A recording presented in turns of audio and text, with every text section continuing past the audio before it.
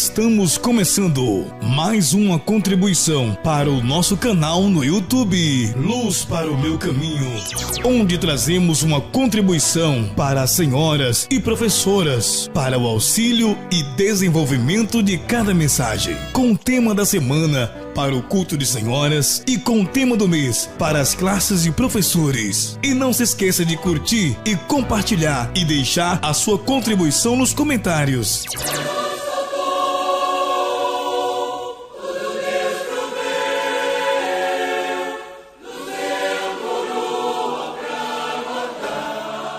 Paz do Senhor Jesus, nós estamos iniciando mais uma contribuição, mas não podemos esquecer dos agradecimentos por mais de 750 visualizações, por mais de 150 likes que tivemos na última contribuição, o qual nós preparamos, pelos comentários também deixado de oração pelas nossas irmãs, aí a irmã Terezinha, nós temos a irmã Nice Ramos também, a irmã Isaete. Para nós é uma alegria muito grande, irmãos. Estamos vivendo um momento único. Quero deixar bem claro para os irmãos que não sou youtuber. Eu sou um servo de Deus, o qual estou envolvido na realização de uma grande obra. Obra que eu digo, não estou me direcionando denominação nenhuma, pelo contrário. Porque o meu entendimento de obra ele é muito simples. Obra é tudo aquilo que o Espírito Santo realiza dentro de cada denominação. Então eu estou envolvido exatamente dentro deste projeto. E para esta semana nós iremos trabalhar a questão, continuaremos na verdade a parábola do trigo e do joio. Isso nos faz nos aprofundar dia após dia nos mistérios do Senhor. Inicia-se da seguinte forma, novamente aqui, e propondo-lhes outra parábola, dizendo: o reino dos céus é semelhante a um homem que semeia a boa semente no seu campo. Mas dormindo-se os homens, veio o seu inimigo e semeou o joio no meio do trigo e retirou-se e foi embora. Ele veio ali, semeou a má semente e foi embora. Em Mateus 13, versículo 24 e 26. Então nós iremos iniciar aqui falando para os irmãos a respeito do objetivo do que o nosso Deus ele requer para nós, né, no trabalho desta semana, irmãos. Nós precisamos deixar bem claro que preocupação do Senhor, para que nós venhamos entender a que hora da noite nós nos encontramos. Isso através dos sinais no céu, na terra e no mar. Mas Ele quer nos fazer entender também para onde irá a nossa alma. Se nós alcançaremos a vida eterna ou a morte eterna. Porque para poder alcançar a vida eterna, precisamos entender as Escrituras Sagradas a respeito dos santos, daqueles que entram na eternidade. Então aqui fica bem claro que nós temos duas igrejas. Receberam a mesma semente, a terra foi trabalhada da mesma forma, recebeu a adubação, todos ali. Então, se você for pegar para poder observar, todas as denominações hoje, né, dentro dela, existe essa divisão. Existe o trigo e existe o joio. Então, aqui não estamos dizendo que trigo é uma igreja e joio trigo é uma denominação e joio é uma outra denominação. Não. É dentro da mesma denominação. Isso aqui já, assim que Jesus morre, os discípulos também morrem, a gente já vê que já começou a surgir isso lá no passado. Tem um momento em que um ensinamento é trazido e ali dentro da mesma denominação cada um tem um entendimento. Olha, eu sou de Paulo. A gente vai vendo que todos ali estavam ouvindo a mesma mensagem, ouvindo o mesmo texto, com a mesma Bíblia, porém o entendimento estava sendo diferente. Mas antes dos discípulos dormirem no Senhor, a Bíblia diz que eles tinham tudo em comum. Eles tinham tudo em comum. Começou a desvirtuar depois da morte, depois que eles dormem no Senhor. E daí para frente, a gente vai alcançando os resultados e vendo isso a cada dia mais nítido nos dias de hoje. Então aqui a gente precisa entender qual é a semente que vai ser guardada no celeiro, que é o trigo, né? Bem claro, isso está bem óbvio. E o joio vai ser lançada exatamente lá no fogo. No fogo. Tranquilo? Tranquilo. Até aqui tudo bem. Então nós iremos passar para a pergunta da semana, né? A pergunta exatamente no livro de Mateus, e as perguntas são exatamente essas aqui. Qual a diferença entre o trigo e o joio depois de colhido, irmão? A diferença do trigo e do joio depois de colhido. Não é enquanto eles estão plantados, né? Então, assim, porque enquanto está plantado ali, as pessoas vão nos olhar com um olhar, você entendeu? Igualado ali, é tudo parecido, as vestimentas é igual, a roupagem, né? Se a gente pegar as 10 virgens lá, estava vestida igual, todo mundo vestido igual, todas elas tinham candeia, né? Todas elas tinham o convite, muitos são chamados, né? Mas no momento de ir além com o Senhor, que é aquela questão tardando-se o esposo, elas não tinham a reserva, que é o interior. É o interior, não é o exterior. Não é aquilo que é visível ao homem, não é aquilo que é palpável ao homem. Então, ou seja, na hora que precisou de ir além com o Senhor, elas não conseguiram. Por quê? Porque ali já começou a ferir, já começou a mexer na sua zona de conforto e tudo mais. Então hoje o que nós mais temos, irmãos, hoje é exatamente isso. São pessoas que aparentemente, olhando de longe, tudo é igual, é tudo crente, está todo mundo indo para o céu, glória a Deus e aleluia, né? Mas a gente sabe que não é assim que funciona. Não é assim que funciona. Por quê? A grande diferença, se a gente for parar para poder observar, depois da colheita, é aquele momento em que nós podemos observar que o trigo, depois de colhido, quando ele é espremido, né? Quando ele é espremido ali, ele tem fruto, ele tem substância, ele sabe de onde veio, ele sabe aonde está, ele sabe para onde está indo.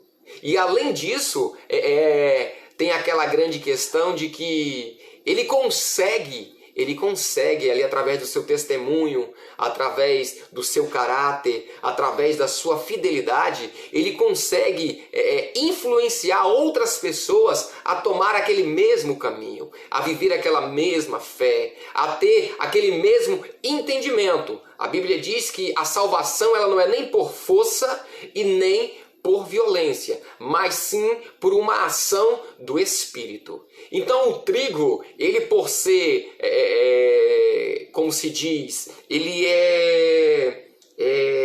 me fugiu aqui a palavra agora, mas ele é devoto, ele é repreensível, ele ouve as correções do Senhor, ele ouve a mensagem, a transmissão dos dons, ele não sai, fulano, esse dom era para Beltrano, essa mensagem aqui de exortação era para não sei quem que não está aqui. Não, pelo contrário. O trigo, quando ele ouve uma mensagem, ele põe a vida dele em ordem. Ele faz como os discípulos na mesa: Senhor, porventura sou eu o que vai te trair nessa noite? Senhor, porventura sou eu? Não é aquele que pega o dom e fica procurando dentro da igreja uma pessoa para ele aplicar aquele dom.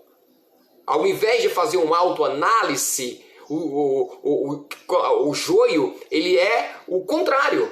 O joio, ele é o contrário do trigo. O joio não faz uma autoanálise. Pelo contrário, ele faz exatamente, ele pega aqui e sai jogando, é para fulano, é para Beltrano ou para Ciclano. Então a gente sabe que o joio ele é irrepreensível, irmãos. Ele é irrepreensível.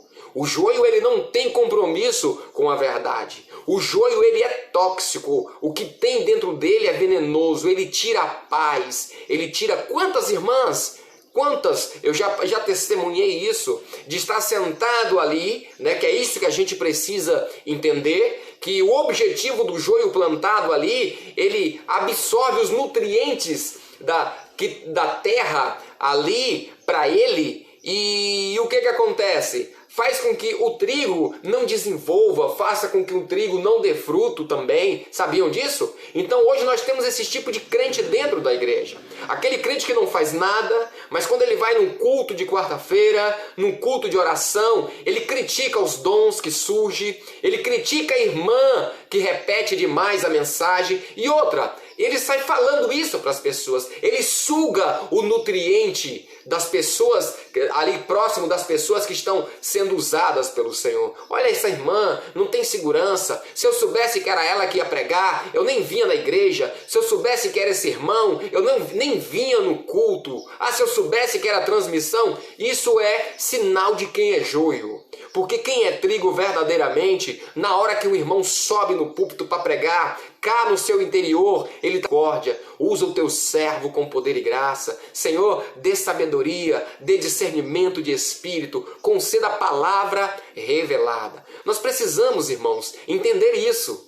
Que quando você perceber esse tipo de pessoas dentro da igreja, se afaste dela. Ela vai te procurar para ficar criticando aquele que pregou, para ficar criticando os dons que foi transmitido, para falar mal de A ou de B. O joio é aquele que ele dá conta do pecado de todo mundo, menos o dele. Todo mundo ali tem suas falhas, todo mundo é pecador, mas ele não. Ele é uma bênção. Ele é o único que vai na madrugada, ele é o único que participa de limpeza, ele é o único ali digno e capacitado de ser usado pelo Senhor. Mas quando você vai ver, ele está sentado lá no banco de trás. Ele não é nada, ele não se interessa por nada, ele não tem compromisso, o nome dele não aparece. Por que não aparece? Porque realmente ele não tem substância. No seu interior não tem vida. No seu interior não tem nada que possa alimentar alguém. Então quando você vê alguém na frente do púlpito ali, trazendo uma palavra, mesmo na simplicidade, é porque aquela pessoa no seu interior, ela tem algo que pode alimentar a vida do ser humano. Através do Espírito Santo, é claro. É isso que nós estamos falando. Então aqui, irmãos, nós podemos ver exatamente isso, né? Podemos ver exatamente isso. Que o trigo aqui, irmãos, essa é a grande diferença quando ele é colhido. Tem a questão de revelação ou palavra revelada. Revelação ou palavra revelada. A gente sabe que tudo isso que nós estamos estudando aqui faz parte de um contexto doutrinário, tá? Faz parte de um contexto doutrinário. Isso são doutrinas da palavra, né? Então, qual é a aplicação? Palavra revelação é trigo ou é joio? Revelação é trigo. Por que revelação é trigo? Porque a letra, segundo as Escrituras, a letra mata. Em Coríntios está escrito dessa forma: de sermos ministro de um novo testamento, não da letra, mas do Espírito, porque a letra mata e o Espírito vivifica. Então existe a revelação. Para que serve a revelação? Para extrair, tirar da casca, né? Tirar da casca aquilo que vai alimentar a alma do homem. É como nós falamos, tanto o trigo quanto o joio tem a casca, tem aquela proteção por fora para proteger o grão. Então se a gente pegar e observar hoje, nós temos a história que nos envolve, a história que nos camufla, a história. Aí o que acontece? Acontece o seguinte: que na hora que o Senhor vir, Ele não vem buscar o exterior, Ele não vem buscar a camuflagem, Ele não vem buscar este corpo. Nós somos criatura de Deus, só que está bem claro na Bíblia. Vai ser levado aquilo que está dentro de nós. Por quê? Porque o corpo aqui, a matéria, essa capa, ela vai ficar. Porque da terra veio, para a terra voltará. Então vai ser tirado exatamente o sopro de vida, aquele lá do Gênesis.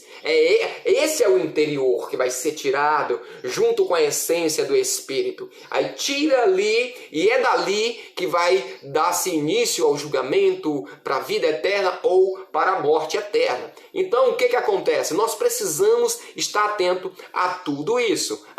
Então não é a revelação, ela extrai do histórico aquilo que vai nos alimentar agora, hoje. Nesse momento o qual nós estamos vivendo, irmãos. Nós precisamos estar atento a isso. Então aqui nós temos também a questão dos dons espirituais. Estamos até orando agora, na oração ininterrupta, a respeito do batismo com o Espírito Santo e os dons espirituais. A pergunta é, os dons espirituais é trigo ou é joio? É trigo. Por que é trigo? Porque são manifestações do Espírito. Estamos vivendo o período do Espírito Santo. O período do Pai passou-se, né? O período do Filho, agora é o período da terceira pessoa da Trindade. Então o que acontece aqui? Então sim, realmente fala exatamente do trigo, porque é isso que vai nos alimentar, é isso que vai nos manter.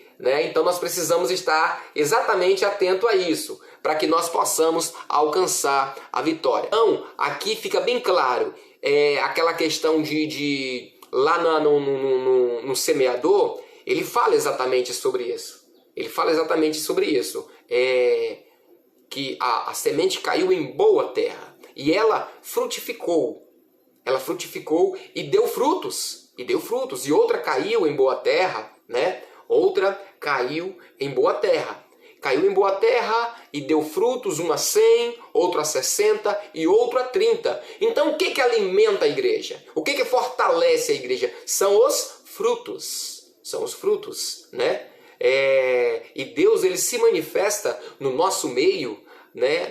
Através dos dons espirituais. E sem os dons espirituais, a igreja, ela se corrompe. Sem a profecia, sem visão, sem revelação, né? Sem línguas estranhas, ela se torna uma igreja que ela perdeu ali a direção. É tanto que não vou nem entrar nesse assunto aqui não, porque é um assunto que a gente acaba aprofundando aqui no cajado de Moisés, que é a direção do Espírito. Quando ele joga no chão ali, o que acontece? Vira uma serpente. Então, o cajado, o local certo, mas o Senhor mandou ele lançar, mas para poder mostrar para ele de uma forma ministerial que ele precisava ser conduzido pelo cajado. O cajado dá equilíbrio, o cajado servia para poder cuidar da ovelha e tudo mais. Mas no momento em que você pega isso e você joga no chão, vamos deixar isso para uma outra mensagem. Acaba se voltando ali contra exatamente aquele que foi chamado. Então aqui a gente já vê exatamente isso. Precisamos das manifestações dos dons no meio da igreja. E finalizando aqui,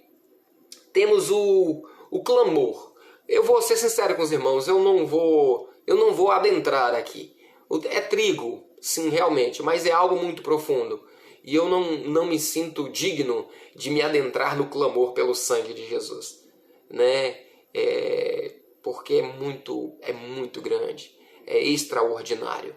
Mas só deixando claro para os irmãos aí que realmente é uma doutrina, né? Por isso que é trigo. Doutrina é aquilo que alimenta a sua igreja, que alimenta o corpo, aquilo que alimenta a alma. Não vou fazer comentário a respeito do clamor do sangue de Jesus. Eu não me acho digno, eu não me acho merecedor de estar adentrando neste assunto. Amém? Espero que possa ter ajudado as irmãs. E lembrando, principalmente as servas à frente, cuidado com essas pessoas tóxicas que saem pelos cantos da igreja criticando, falando mal, dando conta dos pecados das pessoas. Então cuidado, se afaste, porque o objetivo dela é extrair de perto do trigo os nutrientes, para que o trigo venha mirrar. Então o trigo é aquele que é quando o vento vem, ele se encurva, ele se humilha. Quanto mais sabedoria, quanto mais palavra, quanto mais discernimento, mais ele se torna